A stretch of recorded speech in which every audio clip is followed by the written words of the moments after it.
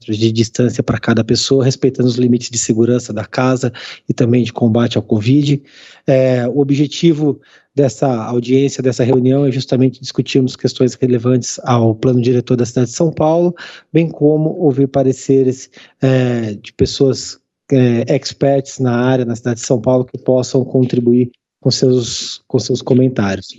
Para dar início e também não me alongar excessivamente, quero passar a palavra para o senhor Cláudio Bernardes, que é engenheiro civil, formado pela Escola de Engenharia de Mauá, mestre em engenharia, especializado em engenharia de produção para construção civil, professor da cadeira de desenvolvimento urbano, MBA em gestão de negócios imobiliários, professor pelo MBA Real Estate, ex-presidente do Secov, presidente do Conselho Consultivo do Secov, membro do Conselho de Gestão da Secretaria de Urbanismo e Licenciamento da cidade de São Paulo, membro do Conselho de Gestão Ambiental do Governo do Estado de São Paulo e colunista do jornal Folha de São Paulo, escrevendo sobre cidades, urbanismo e mercado. Cláudio, lhe passo a palavra e desde já lhe agradeço pela disponibilidade, pela deferência e pelos ensinamentos que serão prestados. Muito obrigado. Ok, muito obrigado, Rubens. Eu queria cumprimentar a todos aí que estão conosco hoje nesse debate. E eu vou fazer uma apresentação breve, vou compartilhar aqui a minha tela.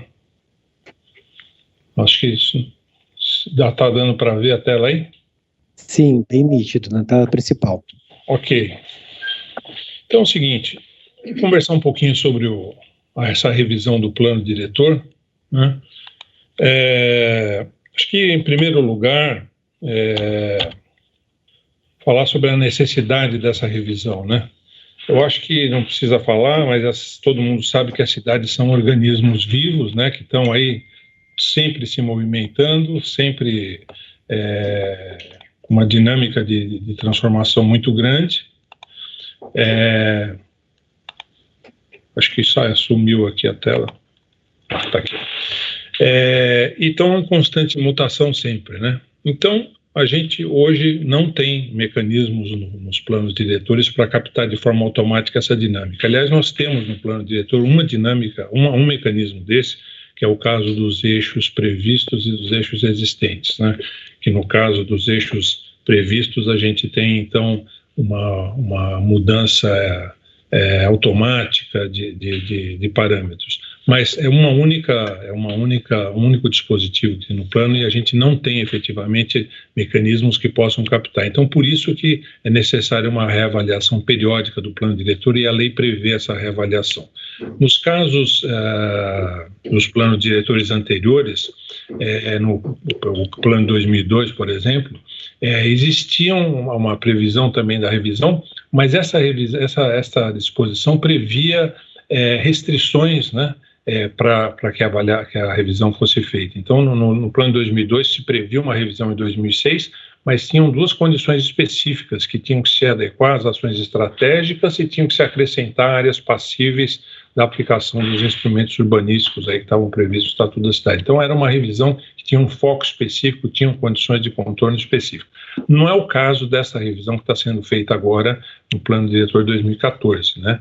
Foi prevista única e exclusivamente que tem que ser feita a revisão, tem que ser encaminhada, e a única condição é que ela tem que ser feita de forma participativa. Então, não existem condições ou restrições para fazer essa revisão. Aí vem uma questão que está sendo muito debatida, é a questão de fazer a revisão num momento de pandemia, né? Então a discussão é se tem que fazer ou não a revisão, porque se tem que fazer presencialmente audiência pública, se tem que fazer de forma digital. Então é uma discussão complexa, obviamente ninguém quer colocar em risco ninguém da população, mas nesse momento o que nós precisamos fazer é uma avaliação, um diagnóstico da aplicação do plano diretor. Então, nesse momento, e segundo o cronograma da própria prefeitura, nos próximos 4 meses, será feito um diagnóstico da aplicação do plano diretor. Então, nesse momento, de qualquer forma, a gente não precisa de fazer audiência pública. Então, interromper o processo de revisão agora, mesmo que daqui 4, 5 meses a gente possa fazer essa revisão, seja presencial, seja digitalmente, não tem sentido interromper o processo de análise do comportamento dos instrumentos do plano diretor. Agora, só para seguir um pouco adiante, se a gente está falando em discutir se se a gente vai fazer audiências presenciais ou digitais, tem muita gente que argumenta que as estatísticas mostram que no Brasil 25% das pessoas não têm internet, mas esse não é o caso, por exemplo, da cidade de São Paulo. A última pesquisa nacional da amostra por domicílio do próprio IBGE, em 2019, mostrou que 90% da população da cidade de São Paulo tem acesso à internet, né? Grande parte através até do próprio telefone celular, mas 90% tem acesso à internet. Agora é interessante a gente entender o que é esse 90%. Só para a gente ter uma ideia de comparação, nos Estados Unidos, 88% das pessoas têm acesso à internet. Ou seja, a cidade de São Paulo, do ponto de vista de acesso digital, é muito bem servida e, eventualmente, se a gente até quisesse fazer isso de forma digital, não haveria problema nenhum. Bom, falando agora um pouco do plano, né? O plano diretor de 2014 tinha uma série de estratégias, uma grande parte delas, de uma forma ou outra, vinculadas à questão da mobilidade, que era um ponto central desse plano, né? Então, grande parte das questões estavam voltadas para essa questão da mobilidade, que é uma questão importante não só na cidade de São Paulo, a maioria das cidades do mundo tem um foco muito próximo da mobilidade. Nesse caso específico, para atingir esse objetivo, o plano estimulou a ocupação dos eixos ao longo dos eixos de transporte, chamado os eixos de estruturação urbana. E ao longo desses eixos houve um regramento específico, né? A gente tinha maiores coeficientes de aproveitamento ao longo desses eixos, justamente para otimizar a utilização da infraestrutura, tinha mecanismos que previam um adensamento populacional maior, limitação de vagas de garagem. A outorga onerosa, nesse caso, foi usada como um instrumento urbanístico específico para a gente poder estimular o adensamento ao longo dos eixos, uma vez que o preço da outorga até caía e cai à medida que você aumenta o coeficiente de aproveitamento ou aumenta o adensamento, e outros instrumentos interessantes, né, a ampliação das calçadas, áreas de fruição pública, etc., que se mostraram muito interessantes ao longo do tempo, mas também mostraram que precisam de ajustes, que precisam de calibragem, precisam de mecanismos para que eles sejam melhor aplicados. É interessante a gente, quando fizer essa análise do plano, entender que tem um efeito sempre residual do plano anterior, né? Aqui, se a gente avaliar aqui, quer dizer, a partir de 2014, vão caindo os projetos que já tinham sido protocolizados antes do plano e vão entrando em operação aqueles que foram aprovados, até que você tem um ponto de equilíbrio aqui um pouco antes de 2016. Então, é importante a gente entender que, quando a gente vai analisar os efeitos do plano, que tinha um efeito residual dos projetos que foram aprovados anteriormente. Voltando à questão que é foco principal, que são os eixos de estruturação urbana, para a gente entender um pouco o que aconteceu nesses eixos, então, durante a vigência do plano diretor, né, em termos de área construída, né, uma vez que os eixos eram um foco importante desse plano diretor. Então, se a gente olhar aqui um gráfico que faz parte do próprio arsenal de dados da prefeitura para fazer o monitoramento do próprio plano diretor, se a gente observar aqui que desde 2004, né, o plano foi aprovado em 2014, mas tem aqui os dados desde 2004. Então, se vocês perceberem, a área construída nos eixos, ela mantém um crescimento constante ao longo dos anos, e mesmo depois da aprovação do plano, ela mantém também um índice constante de crescimento, quer dizer, era 1,6% ao ano. É quarta, viu? Você vai levar o negócio lá? Pessoal, quem está com o som aberto aí? Precisa... Bom, vou continuar aqui. Então, a gente tinha desde 2004 uma evolução em torno de 1,6% ao ano, e depois de 2014, aprovado o plano, até diminuiu um pouco, ou seja, alguma coisa aconteceu que aonde a gente queria que fosse o foco da concentração do adensamento, não houve uma mudança radical se comparado com antes do plano. Então, aí já está um primeiro momento de alerta para a gente entender que alguma coisa tem que ser avaliada, esse mecanismo não funcionou como se esperava, por alguma razão precisa haver uma reanálise, ou seja, precisa ser feita uma revisão nessa questão aí. Do ponto de vista de tipologia de uso também nesses eixos, se a gente analisar essa linha aqui marrom, é o uso residencial, né, Então a gente vê que em 2004, 43% dos eixos eram uso residencial. Ao longo do tempo, a coisa foi mudando. Em 2014 tinha 45%, e em 2019 não aumentou tanto assim, né? Foi para 47%. Então, em termos de tipologia, esse marrom aqui é o residencial, os outros aqui são usos comerciais, serviço, horizontal e vertical, ou seja, a gente não teve uma mudança estrutural nesses eixos como se pretendia. Então, realmente, alguma coisa precisa ser reavaliada. E o que aconteceu nesses eixos? Primeiro, houve uma concentração de operações, porque o próprio plano dificultou a operação fora dos eixos, ou seja, nos miolos de bairro, né? Então, essa concentração nos eixos, além dessa concentração nos eixos, a gente tinha uma baixa oferta de terreno. Por quê? Porque a área desses eixos era uma área muito pequena da cidade em comparação com o total. Só 3% da área da cidade estavam nesses eixos de estruturação urbana. Além disso, todas as partes de operações urbanas futuras que estavam próximas desses eixos foram retiradas dos eixos. Então, isso diminuiu ainda mais a oferta de terreno nos eixos. O que aconteceu quando você diminuiu a oferta e a demanda se manteve constante ou até em alguns momentos aumentou? O preço dos terrenos ficou mais alto, né? Então, quando a gente criou esse modelo, né, de concentração nos eixos com uma baixa oferta de terreno, criando ainda a tal da cota parte de terreno que limitava o tamanho das unidades, a limitação de vaga, isso criou uma oferta de um monoproduto nos eixos, né, o que a gente está vendo hoje. Isso tem riscos para o mercado e, obviamente, a ampliação desses produtos seria muito melhor. Então, mais uma coisa que não está muito adequada, tem que ser ajustada no próprio plano diretor. Outra coisa que a gente viu, que é efeito colateral, o tamanho das unidades, né? Se vocês olharem aqui nesse gráfico, esse cinza mais clarinho é de 2014 a 2018, que é a época do plano diretor. Então, vocês veem o que aconteceu com as unidades pequenas, né? As unidades até 35 metros tiveram um aumento absurdo, né? Em termos de número de unidades. Por quê? Porque as próprias condições do plano conduziram para esse monoproduto, que é a unidade pequena nos eixos, né? Obviamente, isso cria efeitos colaterais muito importantes no mercado e nocivos, e isso é mais uma razão que a gente tem que entender que houve algum problema, alguma distorção que precisa ser reavaliada. Bom, estávamos falando dos eixos agora. O que aconteceu nesses miolos de bairro, né, onde não era o foco do plano diretor? Houve um desincentivo à ocupação na própria lei, né? E, obviamente, esse desincentivo funcionou. E, basicamente, os maiores custos de outorga e a limitação de gabarito eram as questões que dificultavam mais essa ocupação dos miolos de bairro. E era um desincentivo planejado. E nesse aspecto funcionou, né? Se a gente olhar o que aconteceu com a evolução da área construída nos miolos de bairro, desde a implantação do plano, a gente vê que houve um acréscimo aqui, mas a gente lembrando o que eu falei no começo, isso aqui era mais relativo aos projetos que estavam protocolados antes da entrada em vigência do plano, mas olha que ao longo do tempo não mudou muito, então praticamente se manteve constante, ou seja, funcionou o mecanismo previsto no plano de desincentivar a construção nos miolos de bairro. Então isso realmente aconteceu.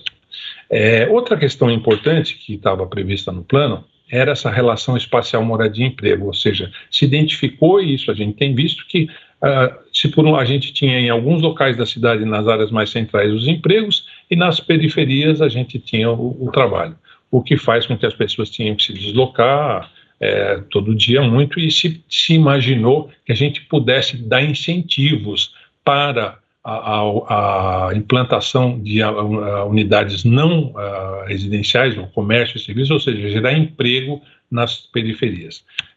Se fez isso em 4 eixos, né, Jacupê, Sigucupê-C, Fernão Dias e Raimundo Pereira de Magalhães. E qual era o incentivo? O incentivo era você poder produzir unidades não residenciais com baixa outorga onerosa. Então, um incentivo de construção de unidades não residenciais.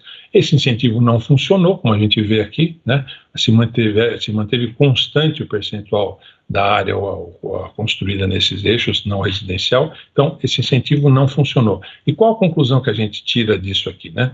A gente tira a conclusão que gerar uma nova centralidade, quer dizer, criar emprego em algum lugar, vai além da questão de você só incentivar a construção. Obviamente, tem 3 questões principais, né, para a gente conseguir essa geração de empregos, né, e essas novas centralidades, né?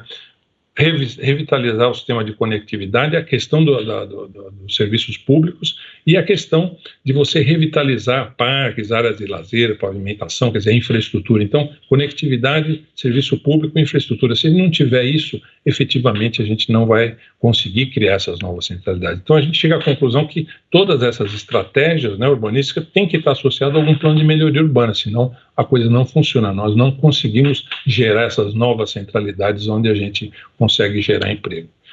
Então, a gente tem aí no plano diretor o planejamento da cidade vinculado ao desenho da cidade. Quando a gente fala em desenho da cidade, questões como a conexão dos edifícios públicos com o logradouro público, através das áreas de fruição pública, aumento das calçadas, tem uma série de questões relacionadas ao desenho da cidade. Poderia até ter mais, eu acho, né? A gente poderia trabalhar um pouco mais nisso, mas faltou uma coisa importante que agora, numa revisão do plano diretor, a gente não pode deixar de ver, que é a questão relacionada às questões sanitárias. Depois de uma pandemia dessa, não dá mais para a gente pensar em planejamento urbano e esquecer das questões sanitárias, uma vez que nós estamos numa era de pandemias, já tivemos 6 pandemias nos últimos 20 anos e, obviamente, vamos ter mais nos próximos anos. Então, planejamento urbano e a dinâmica da cidade nesses momentos de pandemia, a gente tem um link que a gente não pode esquecer e a gente tem que levar em consideração agora na revisão do plano diretor. Então, a hora que a gente vai planejar a cidade, considerando essa questão sanitária, considerando a questão da era de pandemias, a gente tem que pensar na proximidade como um novo modo de vida. Quer dizer, as pessoas têm que se deslocar menos e prioritariamente ou de bicicleta ou andar a pé, né? Quer dizer, a gente tem que buscar uma cidade com esse modelo. É uma coisa simples, fácil? Não é, mas a gente tem que buscar uma cidade nesse modelo. Então, para que isso aconteça, a gente tem que otimizar a ocupação dessas centralidades que já existem, né? Nós não podemos esquecer disso. E se a gente está pensando em novas centralidades, a gente tem que estruturar de forma adequada, não só fazer incentivo para a construção comercial. A gente tem que pensar naqueles 3 Is de conectividade, de infraestrutura e de serviços públicos. Então, quando a gente pensa nesse novo modelo, a gente vai ter que reconfigurar as vias, né, da cidade para as pessoas terem maior segurança na sua mobilidade. Então, vai ter que ter mais espaço para pedestre e ciclista, nós não temos uma alternativa, né? Para isso, a gente tem que ter calçada mais larga, obviamente, nas regiões que tem mais gente. É lógico que essa calçada é proporcional ao volume de tráfego de pedestres, e a gente tem que ter menos espaço para carro. Obviamente, a gente acaba tendo que ter menos espaço para carro. Mas, para fazer isso, a gente vai ter que, de uma forma ou outra, deixa eu voltar aqui. A gente tem que ir retirando aos poucos da matriz de transporte os automóveis, né? E a gente tem que investir em transporte de massa, investir em uso e ocupação do solo de forma inteligente, porque quando a gente investe em uso e ocupação do solo de forma inteligente, a gente faz com que as pessoas tenham que se deslocar menos, né? Se a gente coloca as atividades diárias das pessoas próximas dos locais que eles moram, obviamente a circulação é menor, né? Então, é a oportunidade que a gente tem de reimaginar o uso dos espaços públicos, né? Reconsiderar para que servem os espaços, como eles devem ser utilizados, espaços multifuncionais que possam ter alterações durante momentos importantes. Então, se a gente quer uma cidade que tenha todas essas características, né, abertas, locais, acessíveis, resilientes, etc., é um objetivo que a gente tem que ter. Mas, mais importante que tudo isso, no momento desse, as cidades têm que ser mais inclusivas, e isso nós vimos na pandemia de uma forma muito importante. Então, todos os planejadores urbanos, quem trabalha com isso, tem que transformar esses conceitos todos numa realidade. E o jeito de fazer isso tem 2 formas importantes para você transformar esses conceitos em realidade. A primeira coisa é usar o espaço de forma diferente, né? Usar o espaço urbano que a gente está acostumado a ver aí todo dia de uma forma diferente. E recriar a relação dos espaços com as pessoas. Então, isso faz com que a gente repense o funcionamento da cidade, e não só isso, a gente tem que repensar também o modelo de crescimento da cidade. E tudo isso a gente tem que fazer dentro do âmbito das diretrizes do plano diretor. É razão óbvia para a gente estar pensando nessa revisão, né? Bom, a gente precisa de uma São Paulo mais inclusiva. A gente viu que a exclusão social mata, né? Nós estamos cansados de ver um momento de pandemia complicado agora. Se você pegar aí o IDH dos distritos, os distritos da cidade que têm menor IDH, a média de mortes é 4 vezes maior do que os distritos que têm IDH maior. Obviamente, a gente tem que pensar nisso. Que a notícia aqui de 11 de abril último, agora Sapopemba tem mais mortes que 626 cidades paulistas, ou seja, realmente locais onde você tem uma exclusão da sociedade, o efeito é muito grave, né? Então agora eu queria convidar vocês para fazer um raciocínio aqui comigo, né? Vamos dividir a cidade em duas partes. Vamos chamar de centro ampliado essa parte azul aqui, né? Que está ao sul Santo Amaro, ao norte Santana, ao leste Vila Carrão, ao oeste Morumbi e Lapa. Esta área da cidade a gente chama de centro ampliado, e aí nós temos o restante da cidade, né? Essa área da cidade aqui, que é o centro ampliado, tem 270 quilômetros quadrados. O município todo, nós sabemos, tem 1.500 quilômetros quadrados. Se a gente tirar 500 quilômetros quadrados ao sul, que é de preservação, e 100 quilômetros quadrados ao norte, que também é de preservação, sobram uns 900 quilômetros quadrados. Tira 300, a gente tem 600 quilômetros quadrados que são utilizáveis aí como o resto da cidade. Então, se a gente imaginar que a gente tem esse centro ampliado com 270 km², para fazer uma comparação onde a gente está, esse centro ampliado é 4,5 vezes maior que Manhattan e 2,5 vezes maior que Paris, né? Então é uma área grande da cidade. Mas vamos tentar entender o que tem de gente nesse centro ampliado, né? A densidade que nós temos nesse centro ampliado é 10.200 habitantes por quilômetro quadrado. Isso aqui é muito, é pouco? Olha, se a gente comparar com Manhattan, por exemplo, Manhattan tem 27 mil habitantes por quilômetro quadrado. E Paris tem 22 mil habitantes por quilômetro quadrado. Então, pessoal, nós estamos numa área da cidade, esse centro ampliado, que é uma área grande, uma área onde está toda a infraestrutura de qualidade da cidade, e tem uma densidade metade desses grandes centros que estão pelo mundo aí, né? Fazer um outro raciocínio agora. Vamos imaginar que como foi o crescimento da população da cidade. Em 1980, a gente tinha 8,5 milhões de pessoas. Nesse centro ampliado, que eu acabei de mostrar, a população era 3,1 milhão de pessoas. Esse restante da cidade era 5,4 milhões de pessoas. O que aconteceu em 2020? A população cresceu quase 45%. Foi de 8,5 milhões para 12,3 milhões. O que seria o óbvio da gente esperar, né? Que a cidade crescesse na mesma proporção. Ela iria de 3 milhões em 1980 para 4,5 milhões em 2020, e o restante da cidade iria de 5,4 para 7,8. Mas o que aconteceu na realidade nesses 40 anos? O centro ampliado foi para 2,8 milhões de pessoas, e o restante da cidade foi para 9,5 milhões, ou seja, nós perdemos 1,7 milhão de pessoas que está nesse centro ampliado, né? Então é uma distorção muito grave, muito séria, porque esse centro ampliado que tem toda a melhor infraestrutura da cidade, nós tiramos as pessoas daqui e mandamos essa pessoa para o restante da cidade onde não tem uma infraestrutura adequada, né? Então, em 1980 a gente tinha 36% da população nesse centro ampliado, em 2020 a gente tem só 22% da população nesse centro ampliado. Isso é uma distorção muito grave e importante, né? Nós proibimos praticamente as pessoas de morarem nesse centro ampliado. Por quê? Porque nós não conseguimos ter mecanismos que possibilitassem a oferta de habitação para essas pessoas nesse centro ampliado pelo preço e condições que eles pudessem pagar. Então alguma coisa está muito estranha. Então, se vocês pensarem em termos de densidade, nesse centro ampliado em 1980, ele tinha o restante da cidade, a área periférica, tinha uma densidade 30% menor do que o centro ampliado, o que é lógico, né? Ela deveria ter uma área muito maior e uma densidade menor. Reverteu essa situação em 2020, o restante da cidade tem uma densidade 40% maior do que a densidade desse centro ampliado, o que também é uma distorção que precisa muito ser ajustada, né? Então, se a gente pensar em termos de densidade, pensando no mundo, né, em termos de densidade do mundo, a gente pensa aí que as densidades são divididas em baixíssima, média, alta, altíssima. São Paulo está aqui, né? Uma densidade baixa, em torno aí de 8 mil pessoas por quilômetro quadrado. Se a gente imaginar alguns bairros da cidade, a gente vai ver que esses bairros da cidade, a Regional da Sé, Itaim Paulista, Cidade de Ademar, elas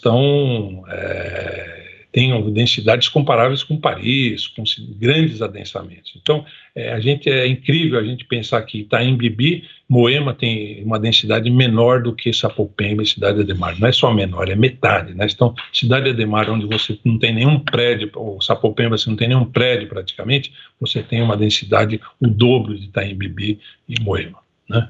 E o que aconteceu? A gente acabou expulsando a classe média, não foram só os pobres que foram para o restante da cidade. A classe média paulistana está fora desse centro ampliado. Então, a gente tem hoje 71% da classe média fora desse centro ampliado, o que também é uma distorção que a gente precisa rever. Então, o que acontece na hora que a gente joga esse pessoal para fora? Não é só o fato deles não estarem nesse centro ampliado, que eles têm que se deslocar todo dia para vir para cá, é um problema, mas do ponto de vista de expectativa de vida, as pessoas que moram no centro ampliado têm uma expectativa de vida 11 anos maior do que as pessoas que moram fora do centro ampliado, ou seja, essas pessoas que moram fora morrem 11 anos mais cedo que as pessoas que estão dentro. E não é só isso, essas pessoas que estão fora têm só 9% das estações de metrô do que as pessoas que têm no centro ampliado, 10% dos cinemas, 13% dos leitos hospitalares, 16% do emprego formal, e tudo isso tem consequências muito graves, né, para a formação das pessoas. Mas o que vai acontecer para a cidade, então, em 2030, que é o horizonte do nosso plano diretor? Não, se a gente considerar algumas coisas, a projeção do crescimento vegetativo, a diminuição do número de pessoas por unidade habitacional, a vida útil dos edifícios, né, tem uma reposição. Edifícios mudam de uso, né? Tem edifícios residenciais que viram comércio, viram serviço, e tem um percentual vago dos edifícios na cidade. Então, se a gente imaginar todas essas questões, tem que estar crescendo as pessoas, diminuindo o número de pessoas por unidade, quer dizer, hoje é em torno de 3, mais ou menos, está indo para 2,7, quando você diminui o número de pessoas por unidade, aumenta a necessidade de unidades. Se considerar tudo isso, nós vamos precisar em 2030 mais ou menos 800 mil novos domicílios na cidade de São Paulo. E a pergunta que fica é esta, né? Aonde nós vamos colocar essas pessoas e de que forma elas vão ser alocadas na cidade? O plano diretor tem que responder essa pergunta. Então, basicamente, para não me alongar, era isso que eu queria colocar para vocês aqui, para a gente iniciar aqui a nossa discussão. Cláudio, muito obrigado. Quero agradecer mais uma vez e parabenizar pelas claras e altamente relevantes informações trazidas. Para dar continuidade, eu quero passar a palavra para o deputado Arthur Duval. O Arthur estudou Engenharia Química na Escola de Engenharia de Mauá, se tornou empresário nos ramos de reciclagem de resíduos metálicos, transportes, combustíveis, construção civil e estacionamento. Foi eleito deputado estadual com 478.280 votos, e em 2020 disputou a eleição para o cargo de prefeito de São Paulo, atingindo 522.210 votos. Com a palavra, Arthur, pelo tempo de 10 minutos.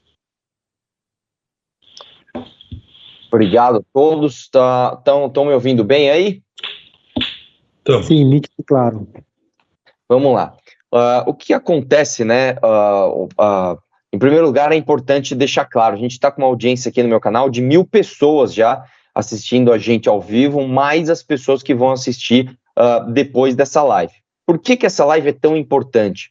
O que for decidido agora, o que for decidido nesta revisão de plano diretor de São Paulo, vai refletir as ações no Brasil inteiro. Então, São Paulo, a capital São Paulo, influencia o resto do estado, né? Nós estivemos, inclusive, em Araçariguama, a semana passada, o Rubinho esteve também, e eles estão ali fazendo o seu primeiro plano diretor, e eles estavam pensando em fazer um plano diretor bem parecido com o de São Paulo, até que a gente foi lá e conversou com eles, e eles falaram, não, realmente, então, a gente estava indo na direção errada. E São Paulo, influenciando o resto do estado, também influencia o resto do Brasil. Então, é muito importante que a gente saiba argumentar, que a gente saiba defender o nosso ponto de vista, né? A esquerda não quer uma revisão de plano diretor, ela diz que o plano diretor não foi aplicado, o que é uma falácia, é uma mentira, né? O plano diretor simplesmente não consegue ser aplicado, ele é impossível, ele é de aplicação impossível, e eu vou trazer alguns argumentos sobre isso. A primeira coisa que a gente tem que dizer é o seguinte, a gente tem que quebrar o preconceito sobre adensamento. Quando a gente fala de adensamento, só vem coisas ruins na nossa cabeça. Você pensa em poluição, e muita gente junto, e não sei o quê. Eu aprendi isso na escola, inclusive. Eu aprendi que adensamento era uma coisa ruim, que metrópoles eram quase que um câncer para o planeta e para nós, seres humanos. E não, é justamente o contrário, né? Eu indico, inclusive, o livro do Raul Justilori, São Paulo nas Alturas, ele fala bastante sobre isso, ou os podcasts do Ling, um um arquiteto urbanista do Rio Grande do Sul muito bom, e eles explicam claramente que quanto mais densa a metrópole, melhor, e é uma coisa até contraintuitiva, mas é de raciocínio fácil. Se você mora num lugar que é muito denso, ou seja, existem muitas pessoas no metro quadrado, você tem naturalmente mais demandas para aqueles serviços. Então, você vai ter mais ofertas, você vai ter um pet shop perto de você, você vai ter um mercado, uma padaria, um açougue, uma academia, e você vai fazer mais coisas a pé, certo? Fazendo isso, você tem menos trânsito, você tem menor emissão de CO2, você tem mais segurança, porque mais pessoas na rua significa mais vigilância, mais pessoas, mais segurança, você vai ter menos periferias, e vem uma questão muito simples aqui. O que é mais fácil para o poder público, né? Você garantir a infraestrutura física de saneamento básico e social, de educação, saúde, segurança, para uma cidade concentrada ou para uma cidade esparramada? É óbvio que é para uma cidade concentrada. Estudando a história dos nossos planos diretores, eu vejo aqui uma série de erros. A gente começou errando nos anos 30, né, quando a gente simplesmente proibiu o kitnet, você não podia mais fazer kitnet, e o Getúlio, inclusive, aí a nível nacional, congelou o preço dos aluguéis. O que aconteceu? Você estimulou o crescimento das moradias irregulares, você estimulou o crescimento das favelas. Em 1957, nós tivemos o plano diretor do prefeito Anhaya Mello, que ele, inclusive, não permitia a construção de apartamentos menores do que 90 metros quadrados. E por que isso? Porque, segundo ele, um apartamento menor de 90 metros quadrados não servia para criar uma família, mas sim para fornicação. Então, por um simples ato moralista de um prefeito que não estudava urbanismo, não tinha a menor ideia do que estava fazendo, nós proibimos a construção de apartamentos menores de 90 metros quadrados. Em 1972, nós tivemos um plano diretor cujo slogan era, pasmem, São Paulo tem que parar de crescer. Acredite se quiser, e nos anos 70 nós fizemos um plano diretor que queria que São Paulo parasse de crescer. E é claro que São Paulo não parou de crescer. São Paulo, inclusive, que no século XX, né, teve o grande boom. São Paulo, antes do século XX, não era uma grande metrópole. Nós começamos a crescer no século XX. Nos anos 50, São Paulo estava bombando, estava no auge. Nos anos 70, a gente faz um plano diretor cujo slogan, o cerne principal é parar o crescimento da cidade. E aí a gente continuou recebendo imigrante italiano, imigrante alemão, imigrante nordestino, imigrante de outros lugares do estado. E onde esse pessoal foi parar? Esse pessoal foi parar nas periferias. Então é óbvio o que a gente fez, o que a gente fez foi um erro. Nós espalhamos as pessoas para locais longe de onde nós temos as regiões centrais, que tem hoje mais estações de metrô, mais árvores, mais vias, mais teatros, mais escolas, mais hospitais, mais tudo. Nós expulsamos as pessoas. Para vocês terem uma ideia, hoje, no centro expandido de São Paulo, nós temos 10% da população da cidade. Porém, ali se concentram 70% dos empregos. O que nós estamos falando aqui? Nós empurramos as pessoas para as periferias e falamos para ela, olha, quando você quiser trabalhar ou quando você quiser uma prestação de serviço, você vai ter que se deslocar até o centro da cidade e depois voltar. E pasme, essa é uma parte assim que, quando eu fiquei sabendo, inclusive eu vi isso numa palestra do Paim, eu achei inacreditável, né, que a gente não fale disso. São Paulo, nos últimos 20 anos, perdeu população no centro expandido. Olha isso, dá para imaginar uma coisa dessas? O centro da cidade de São Paulo, o centro expandido, não estou falando só da Praça da Sé, da República, estou falando desde onde eu moro, aqui do Tatuapé até a Zona Norte, a Zona Oeste, lugares que estão dentro do centro expandido, nós perdemos população. Ou seja, os imóveis aqui ficaram tão caros que as pessoas foram expulsas daqui. E aí você vai falar, mas São Paulo cresceu para onde? Onde você acha que cresceu? Nas periferias. Quando você vai em Jardim Ângela, quando você vai em Brasilândia, quando você vai no extremo da Zona Leste, aí você vê muitas pessoas o tempo todo ali crescendo e se acumulando. E a gente tem uma cidade cuja densidade média, o próprio Cláudio disse, é de 7.500 habitantes quadrados, enquanto outras cidades do mundo melhores para se ver, como Nova York, Paris, Barcelona, Manhattan, têm densidades 2, às vezes 3 vezes maiores do que a nossa densidade média. Qual que é o nosso desafio agora? E é agora que nós temos uma oportunidade ímpar, tá? de 10 em 10 anos a gente faz a revisão do plano diretor. Nós precisamos fazer duas coisas aqui. Número 1, fazer a revisão do plano diretor para acabar com esses conceitos antigos de legislação de construção. Então, para você ter uma ideia, uma das nossas legislações de recuos, ela foi feita por causa de um conceito chamado miasma, que nem existe mais. Era um conceito de que o ar respirado pelo ser humano ficava velho, então você não podia ter muitas pessoas perto uma das outras, que você ia passar, você ia respirar um ar ruim. E a gente criou leis de recuos baseadas nisso. Hoje, em 2021, a gente precisa parar com isso. Quando você vai para Barcelona, você vai para Paris, você vai para Manhattan, você não vê recuo. E muito pelo contrário, existem estudos que mostram que quanto menor o recuo, mais pessoas andando na rua, que é o desejável, né? Então, nós precisamos de leis que acabem com o impedimento de altura, de você construir para cima, acabem com outorga onerosa, acabem com recuos, acabem com o estímulo para que você faça do andar térreo, que é o andar mais nobre, é o ativo mais precioso que uma cidade tenha, que ele fique sendo usado para carros, né, ou para áreas de lazer privativas de prédio. E nós precisamos, então, depois, nas leis de zoneamento, permitir uma série de coisas que nós não permitimos hoje. Então, hoje, por exemplo, em São Paulo, é muito dificultoso você construir um prédio, uma construção que seja de uso misto, ou seja, comércio embaixo e residência em cima, residências mistas também, residências pequenas e grandes na mesma construção. Então, é fundamental que a gente modernize as leis de zoneamento para que a gente tenha mais prestação de serviço no andar térreo, para que a gente pare com isso. E qual que é o grande desafio? As associações de bairro.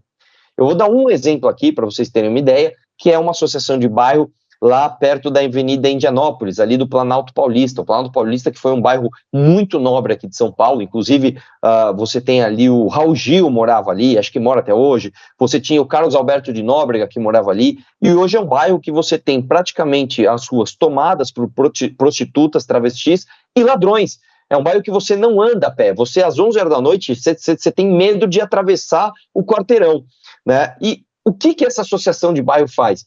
Impede que você modernize a lei de zoneamento, impede que, por exemplo, um shopping que ia ser construído ali fosse construído, um shopping de galerias, né? Um conceito aberto, que as pessoas andassem, entrassem, permeabilidade e tal.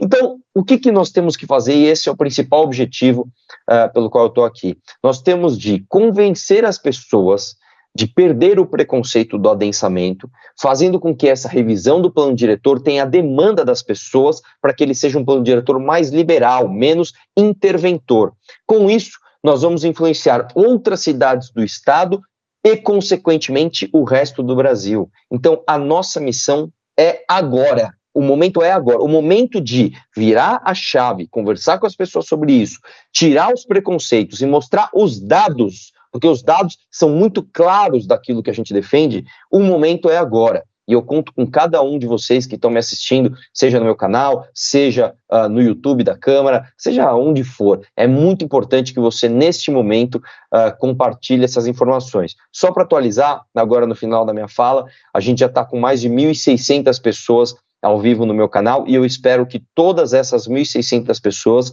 virem replicadores daquilo que foi dito até agora e do que vai ser dito até o final dessa live. Muitíssimo obrigado e parabéns pela iniciativa, Rubinho.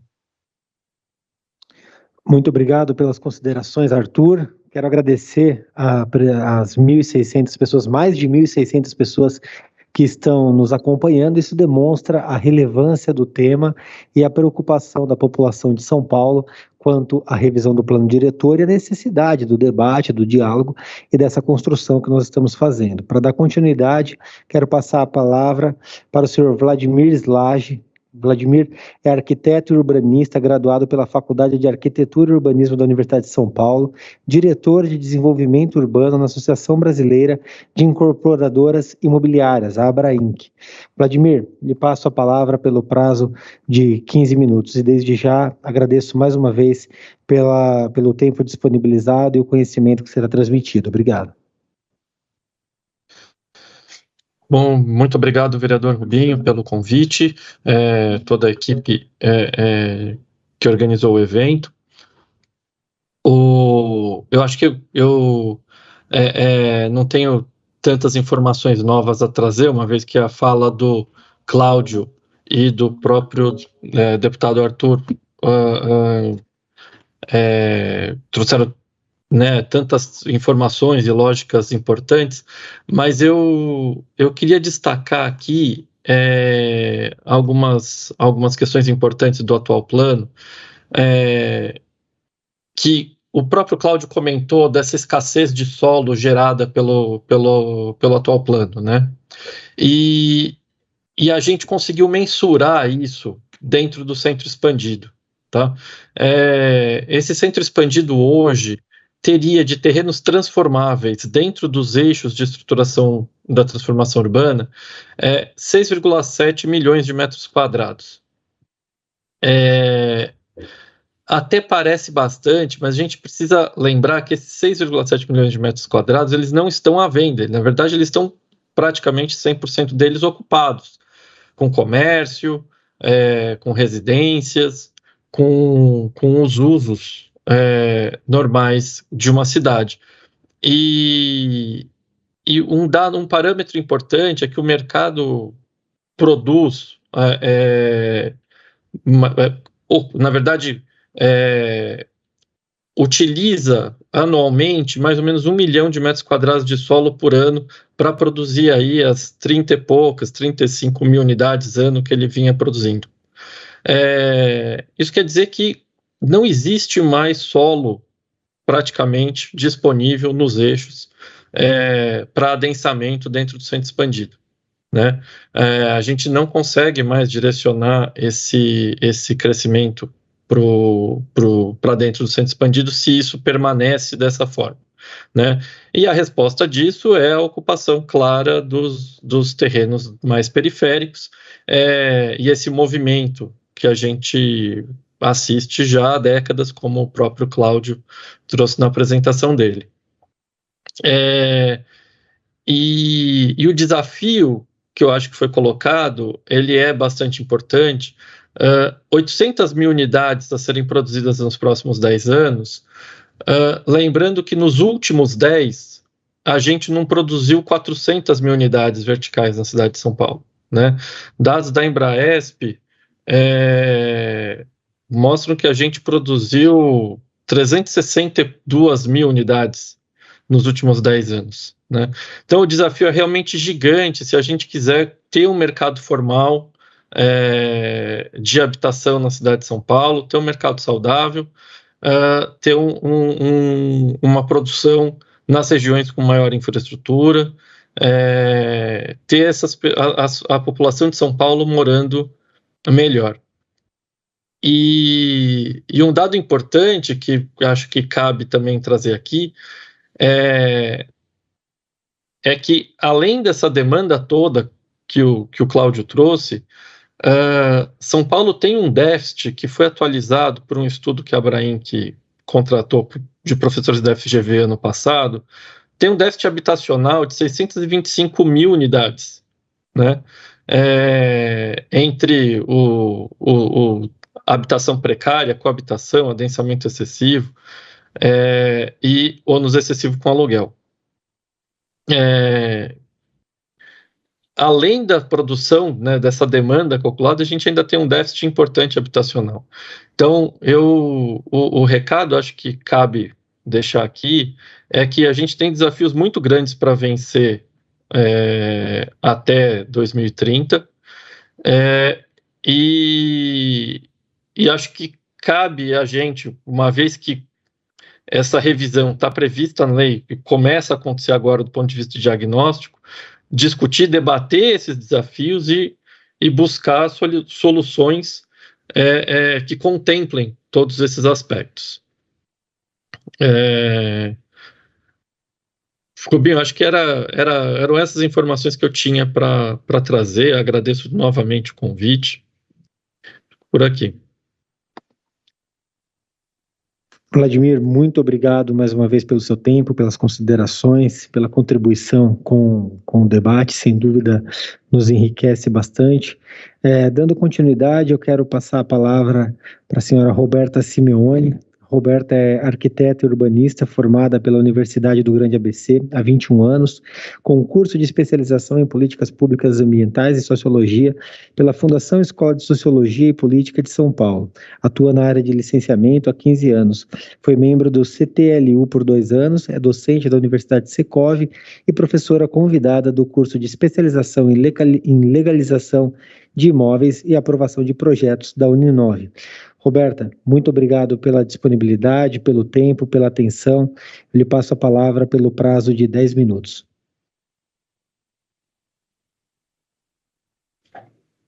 Boa tarde ao Rubens, muito obrigada pelo convite. Fico muito feliz em dividir esse debate com alguns colegas. Eu acho que o Cláudio fez uma apresentação muito abrangente e que traz um debate que tem uma relação direta com o nome do nosso encontro, né? Uma necessidade social de revisão. E eu coloquei alguns pontos aqui para a gente refletir. Eu acho que é um processo de reflexão essa proposta de revisão. Eu acho que é isso que a gente tem que se desprender um pouco, né? De que essa proposta ela é necessária para que a gente comece a conversar de novo a cidade. Eu acho que o plano diretor, ele trouxe regramentos muito importantes para que nós, como arquitetos, pudéssemos entregar para a cidade projetos mais generosos com a cidade e com o espaço público. Acho que o Cláudio colocou, o Vladimir também, as fachadas ativas, as áreas de fruição, um capítulo importante que fala sobre a questão da cota ambiental, da cota de solidariedade, né? E eu acho que, passado esses 7 anos de aprovação do plano diretor e 5 anos da aprovação da lei de uso e ocupação do solo, eu acho que a gente tem uma massa crítica importante para que a gente possa, de novo, conversar sobre alguns pontos.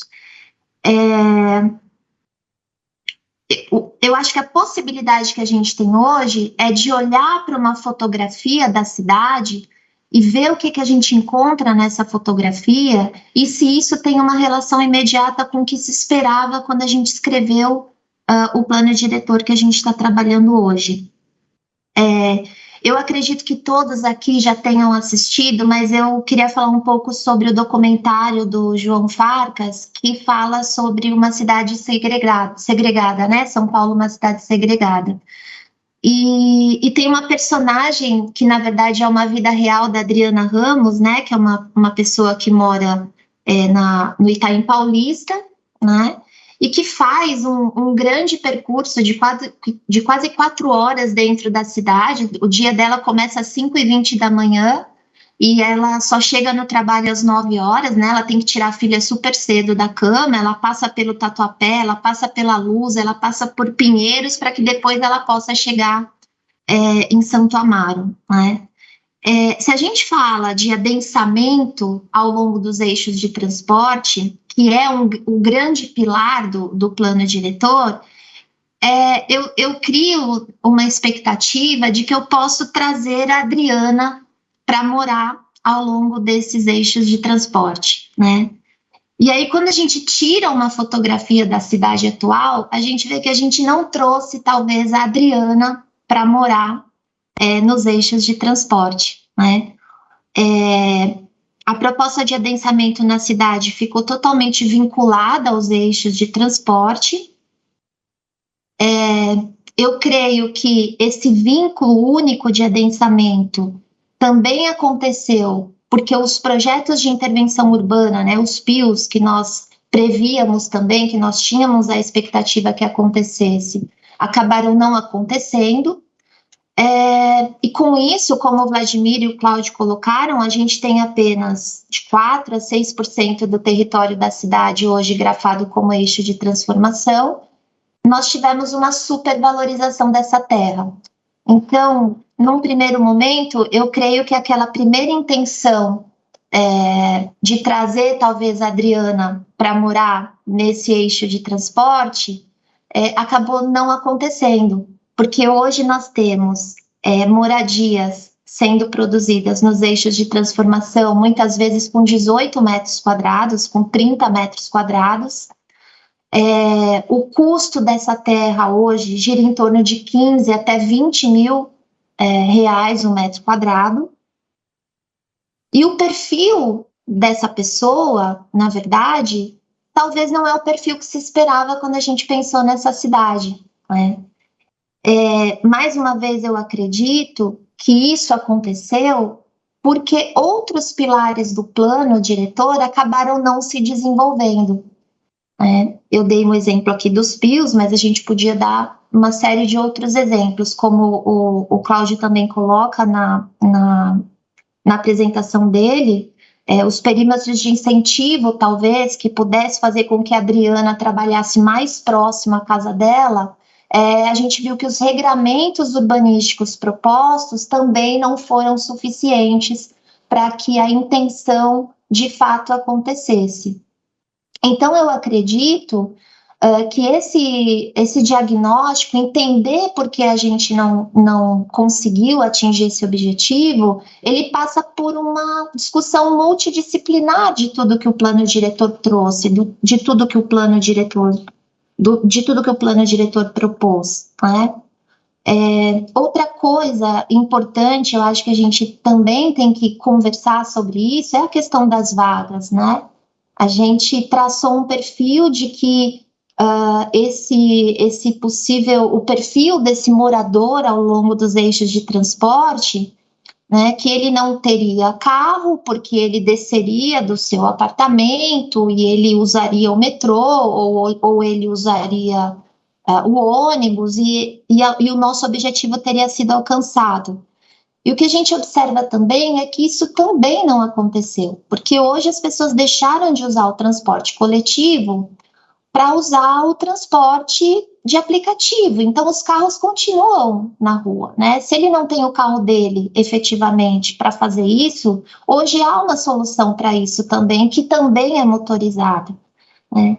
Então, eu acho que isso é mais uma reflexão, porque para que a gente incentive as pessoas a deixar o carro em casa, eu acho que o primeiro passo talvez não seja a gente inibir legalmente o projeto dessas vagas, ou desestimular que essas vagas sejam projetadas, mas talvez a melhor forma seja oferecer um transporte coletivo de muita qualidade, porque se você tiver 2 ou 3 carros na garagem, você tiver um bom metrô ou um bom eixo de transporte, você vai usar.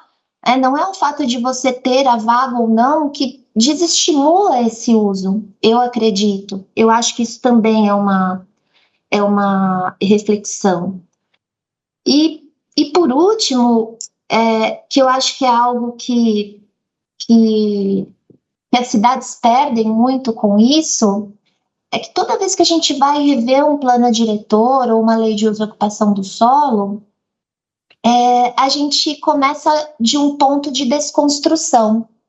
Eu acho que a cidade perde muito com isso, né? Eu acho que o plano diretor, ele tem boas propostas, né? Ele trouxe boas soluções. Ele interferiu muito diretamente nos projetos, na questão das fachadas ativas, das fruições. A gente tem algumas dificuldades e alguns ajustes que precisam ser calibrados na hora da aplicabilidade disso tudo. Eu acho que isso é mais uma discussão que os arquitetos podem contribuir muito nessa questão, mas o mais importante é que se o próprio plano diretor, né, tem no seu artigo 4º, né, a previsão de uma rediscussão em 2021, eu acho que a intenção disso tudo é exatamente o que se pode fazer agora, né? É manter, a gente acha que tem que revisitar esses pontos em que nós tivemos sucesso e, ao mesmo tempo, rediscutir o que a gente pode avaliar como equívocos ou como distorções. Então, eu acho que a gente tem que destrancar essa porta, a gente tem que começar a conversar e a gente tem que enfrentar isso. E rediscutir isso não significa desmerecer o que foi feito, não significa desmerecer o que foi discutido. Significa a gente fomentar o que foi bom, e multiplicar o que foi bom e corrigir o que precisa ser melhorado. E aí eu fico com essa personagem da Adriana, que quem não assistiu esse documentário é muito importante, porque a pergunta, Cláudio deixou uma pergunta, né? Como é que a gente vai fazer essas 800 mil moradias? E aí eu deixo mais uma pergunta, né? Será que a fotografia que a gente tira da cidade hoje, ela traz para a gente uma solução para a vida da Adriana, né? Que é uma cidadã como milhões dentro da cidade, né? E que talvez a gente não tenha trazido uma mudança significativa para essas pessoas. Então, como arquiteta, são essas as colocações que eu faço para contribuir com o nosso debate. Muito obrigada. Muito obrigado pelas considerações, pelos apontamentos, Roberta. Para dar continuidade, quero passar a palavra a Heloísa Proença. Heloísa é arquiteta urbanista, foi secretária municipal de planejamento de São Paulo nos anos de 99 e 2000, personalidade do ano 2005 em gestão de políticas públicas e foi secretária municipal de urbanismo e licenciamento de São Paulo nos anos de 2017 e 2018. Desde já lhe agradeço pelo tempo, Heloísa, e lhe passo a palavra pelo prazo de 10 minutos. Muito obrigado, Rubens. Aproveito aqui para cumprimentar a todos e a todas o tempo disponibilizado para essa nossa discussão aqui tão importante para a nossa cidade e tentando ajudar a responder a pergunta colocada hoje. Por que cabe rever o plano diretor? Apesar de reconhecermos que com a edição do Plano Diretor Estratégico, PDE de 2014, muito se evoluiu na direção das premissas do novo urbanismo, na sua aplicação, verificamos que muitos dos seus objetivos não surtiram o efeito desejado. Os palestrantes e debatedores que falaram antes de mim se detiveram sobre alguns desses efeitos perversos, é uma palavra forte, mas assim, efeitos indesejáveis ou não previstos. E por que é tão importante a gente estar se debruçando sobre isso agora? Porque é papel do poder público, nisso envolvido o executivo, o legislativo e da população e da sociedade civil, estabelecer as condições de viabilização de um projeto urbano sustentável, ambiental, social e economicamente, que possa dotar a cidade de quê? Variados arranjos urbanísticos, que contemplem o modo de viver da multiplicidade dos grupos humanos existentes na cidade, garantindo a metrópole e a diversidade que sempre a caracterizou. Temos isso no plano diretor? Os resultados até agora não parecem confirmar isso. Por quê? Porque o modelo preconizado pelo plano diretor de 2014 acaba por ver a cidade de avião, sem reconhecer topografia, diversidades e especificidades, prevendo um modelo único para todo o território urbano, onde o adensamento maior só é permitido em 3,5% do território urbano. E vejam lá, hein, nem é um grande adensamento, como o Cláudio já especificou. E onde mais de 80% do território é preconizado um baixo adensamento, induzindo espraiamento urbano, enquanto que outros milhões de paulistanos se espalham pelas periferias, invadem os mananciais e se equilibram no transporte público para ir ao trabalho todos os dias. Então, qual é a principal missão de uma legislação urbanística responsável, sustentável e que consiga atender a grande massa da população de São Paulo? É preciso dotar a cidade de variados arranjos urbanísticos, reconhecendo as especificidades de cada parcela do território urbano e que contemplem o modo de viver da multiplicidade dos grupos urbanos que ela habitam. Um modelo urbanístico que seja adequado para o Itaim Bibi pode não ser adequado para o Itaim Paulista. Aos tempos que eu estava na secretaria, sempre discutindo esse modelo de cidade, ao longo dos 40 anos de administração pública que tenho, sempre discutindo plano diretor, legislação de uso e ocupação do solo, muitas vezes chegavam as demandas da periferia, dos grupos mais afastados, mais desassistidos, pedindo, clamando por modelos particulares, adensamentos maiores, polos de emprego e serviços, que sirvam a esses bairros, as periferias, as muitas cidades que a legislação não enxerga e não reconhece.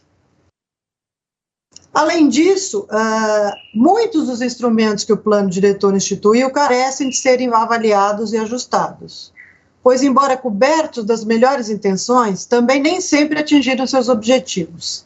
Muito bem intencionados, os PIUs, que são os projetos de intervenção urbana, já se referidos aqui e muito bem abordados aqui pela Roberta, as cotas todas de solidariedade ambiental, de terreno por unidade, nem sempre alcançaram os resultados para os quais tinham sido imaginados. Temos na Câmara hoje, quantos PIUs, Arthur e Rubens podem me ajudar, mas eu creio que pelo menos uma meia dúzia de PIUs estão aqui, né, nessa Câmara Legislativa, aguardando apreciação, análise e apreciação. Isso dá um pouco a medida de que não acertamos a mão. Não acertamos a mão quando propusemos o instrumento, talvez não tenhamos acertado a mão na escala, no instrumental, nas exigências. É hora de parar para pensar, é hora de parar para rever essas coisas. Não há mal em pensar, não há mal em discutir, em abrir a discussão. É isso que estamos precisando fazer. Já temos tempo de aplicação suficiente, tanto do plano diretor quanto da legislação de uso do solo, para nos debruçarmos sobre seus acertos, seus equívocos e suas insuficiências. Sabemos que é caro e tecnicamente insustentável estender infraestrutura para as bordas longínquas da cidade. Isso é consenso, é consensual. A terra urbana é ativo caro. Projetos de acessibilidade, mobilidade, logística, habitação, saneamento, ligações viárias estruturais e requalificação urbana são valores que se agregam à terra, aumentando o preço das edificações e onerando o custo de quem vive na cidade. E a legislação urbanística, que estabelece o que, onde e em quais condições pode ser edificado, o que pode ser edificado na cidade, é determinante desse valor da terra urbana. Então, é preciso parar para repensar. Os nossos eixos, embora representem, os eixos estruturais, embora representem apenas 3,5% do território, e onde apenas o adensamento maior é permitido, ainda assim, eles são de uma diversidade bastante grande. Os eixos mais próximos do centro expandido, eles têm uma característica. Os eixos mais próximos da periferia têm outras características. Temos que parar para repensar quais são esses modelos urbanísticos que melhor serviriam às nossas muitas cidades. É hora, é tempo e não há razão para adiar isso. Muito obrigada.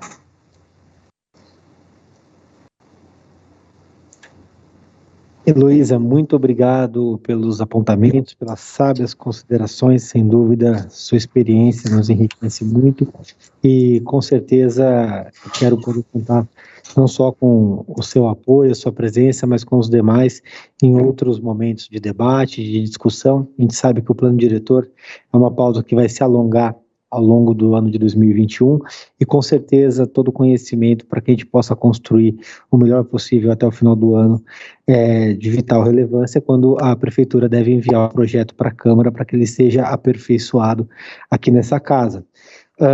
Cumprindo o prazo que foi estabelecido aqui pela Câmara de São Paulo, quero perguntar aos participantes se alguém tem alguma pergunta, alguma consideração ou apontamento a ser feito, e nós temos aqui o prazo final para isso.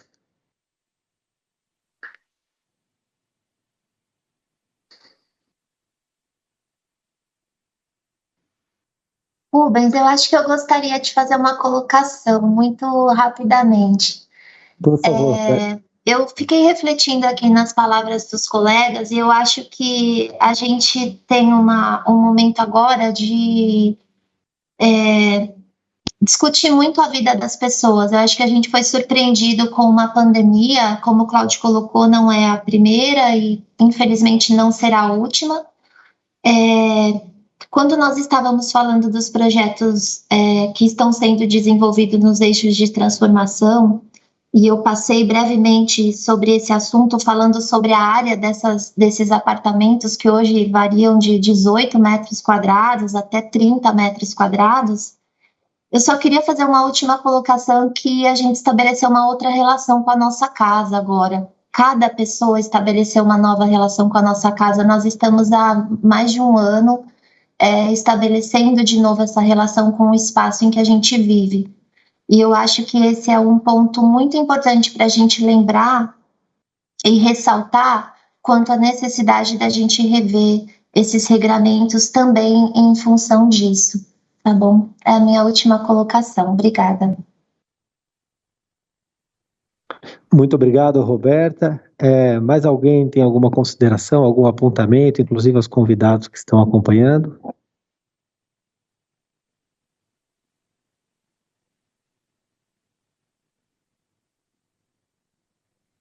Bom, não havendo ponderações, eu quero agradecer mais uma vez a presença de todos, em especial ao deputado estadual Arthur Duval, senhor Cláudio Bernardes, senhor Vladimir Slage, senhora Heloísa Proença, senhora Roberta Simeone. Muito obrigado pelos apontamentos, pelas considerações feitas.